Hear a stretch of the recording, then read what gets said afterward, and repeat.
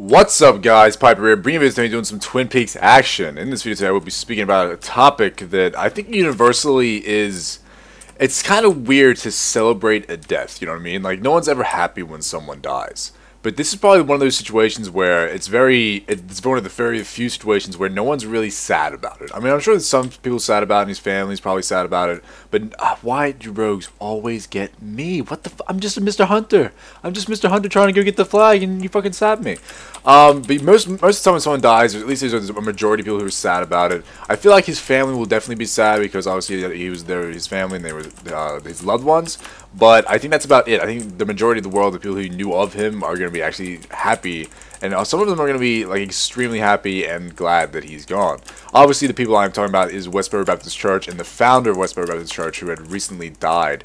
He was pretty old. I think he was about 80 something when he died. I didn't actually look into the story that much, simply because I don't like care. I honestly like I'm one of those people where it's just like I try not to think about these guys way too much, because as soon as you think about these kinds of people like living on Earth and existing, it's one of those ways that you just lose faith in humanity almost immediately. You'll be chilling out one day and all of a sudden you'll turn on the news or something and you'll see that some like American soldier has given his life in like the war or some shit, and he's died and he's gone and he's having a funeral, and there's pictures of the funeral, and of course there's these people standing outside saying that he was, you know, he was not going to heaven, or he's an asshole, and fuck these guys, and fuck America, fuck everyone, everyone's a piece of shit. There's like basically hate signs and saying all this stuff and repeating at funerals and stuff like this.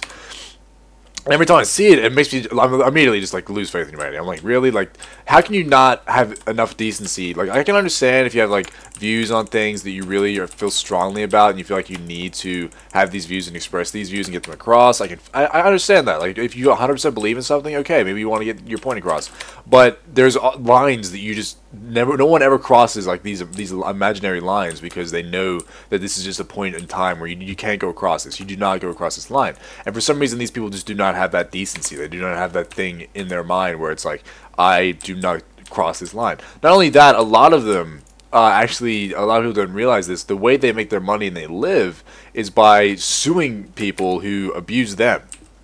So, for instance, if they go to a picketing event, they picket some funeral, and then someone goes and abuses them, verbally abuses them, if something gets physical, they're actually a very well-made family of lawyers as well, and they sue people, and they usually win the court cases of abuse and verbal abuse and that kind of stuff, and get money, and that's how they live. They live off suing people for telling them that they're wrong.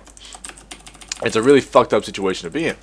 But I've never seen such a an outburst of joy almost at someone's death before. Like it's almost like if Hitler was alive again and Hitler died, like everyone would just be super happy. It was almost like that. Like everyone I talked to was like, hey, this guy, he deserves everything he got. I wish he died sooner. I wish he was never born. And I was like, it's harsh. It's harsh to speak about this. Like I'm attacking a wolf. Wow, fantastic.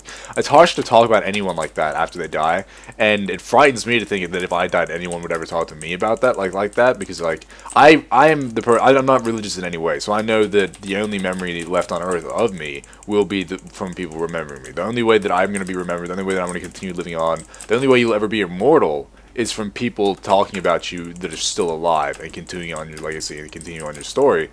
And it frightens me that someone can have such a bad legacy. You know what I mean? It frightens me to know that this guy could be such hated and such just like no one liked the guy whatsoever. I mean, I'm sure his family did, but. And then let's just talk about the Westboro Baptist Church for a second. If you didn't know who they were, I say you must be living under a rock, because everyone knows who these people are. Basically, these are extreme Christians, and when I say extreme Christians, I'm not like fucking bundling all Christians together. That's not what I'm doing. I'm not saying that all Christians are like this by any stretch of imagination. In fact, there's a lot of Christians who are 100% against these guys, and in fact, I think most of them would be, because they're getting a bad, they're getting they're making a bad name for Christianity, pretty much. So most Christians and most religious people actually hate these guys for doing that and making them look bad. But the problem is with these guys is they're so wound up in this whole like God hates fags. Like I think that's the signs that make God hate fags. I think that's it. They're so wound up in this like this imagery of Jesus being like so concerned with gay people, and how just because there's like one gay person on earth, everyone's going to hell. But they're not going to go to hell because they're telling people about. I don't understand how like it works in their minds. I can't understand crazy. Like, you know what I mean? No one can understand what the fuck crazy people think. But for some reason they think that way. But it's fucked up to actually just. I just want to mention this offhand that there's nowhere in the Bible that actually says like a man cannot be with another man. That's not. There's nowhere in the Bible does it say this cannot happen. There's places in the Bible that say yes, a man should be with a woman. Yeah, that exists, but there's no places where it says the man should not be with another man. There's a place where a woman should be with another woman. It doesn't even exist in the Bible. If like. And even if it did, like, it's from a different time zone. It's not fucking from the current day. It's not, you need to evolve, you know what I mean? Even if, yes, okay, God said this, he said it in fucking, like, a billion fucking years ago, if it actually ever happened. You need to evolve, you need to move forward. I mean, how many times have the church changed their ways just to, like, bring in more people, just to bring in more eyes? And, like, okay, I find it fucked up that they do that, because it kind of disproves everything they're about anyway, since they're doing that. Why is Bun Bun not out? Where's my bunny? There he is. There he is. I was worried. Bun Bun. What's up, buddy? By the way, I changed my crossbow translog. Look at this fucking thing. Look at that tiny ass fucking cross. I'm gonna zoom in on that. Oh my god. Look at that crossbow. Look at that. It almost does not exist. It's just so tiny. I love it. I love it so much. I forgot I had it, and I was looking through my my bank, and I was like, where's that crossbow at?